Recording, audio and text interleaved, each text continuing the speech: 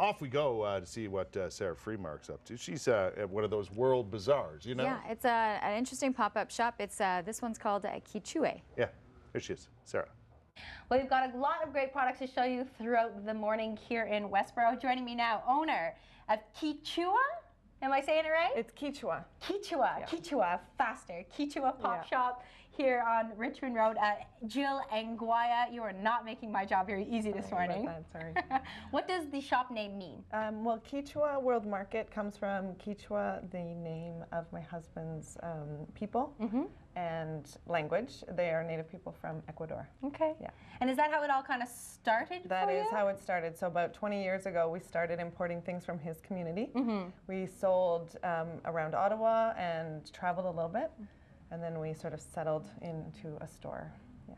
And now you've got 3 locations throughout the city. Yes. One here in Westboro, the other on Spark Street? Spark Street, and in the Byward Market we have a little baby store called Tickle Pink Pop Shop. Right next to our station at 87 George Street. Yeah. Well, we're here in Westboro, so we might as well show you some of the highlights of the shop. So let's start in this corner here. You've got a nice array of beeswax candles. Yes. Why did you want to carry them? We carry beeswax, and specifically local organic beeswax, because it's the only thing that you can burn in your home that cleans the air.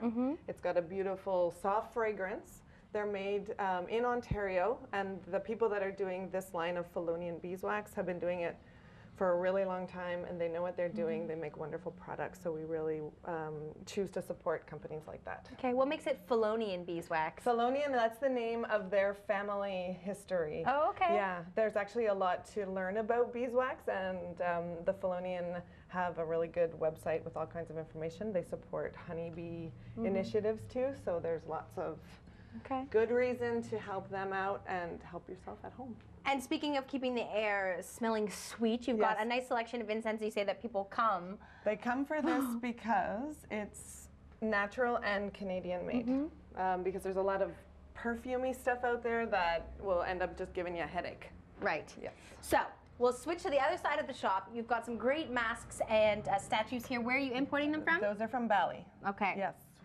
We carry things from all around the world. Bali makes beautiful handcrafts out of wood and paper.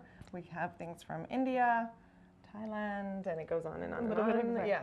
Now, I have to show you something that I got a little overexcited about when you first told me about them. Manitoba Mucklucks moccasins for spring. They have come out with some amazing colors. We did really well with the boots when we introduced them in the winter. And again, we chose, when people are asking us about footwear, I always said I don't want to do footwear. I do everything else. Why am I going to do footwear? Manitoba Mucklucks is an Aboriginal owned and operated company in Canada, and they're doing amazing things for their communities, so we decided to give it a try. So now we've got 2 floors of Pop Shop to show you, but before we go, we have to make mention of the winter wear that's on its way out, right? It's on its way out, and it's being cleared at half price. Okay. Our regular prices are awesome, so when we do half off, it's amazing deals. Yes, and they will be out on the floor until Wednesday. So if you like the look at these hats, these ones are the children's ones, which surprisingly fit on my head. Hopefully that's not a sign of a small brain.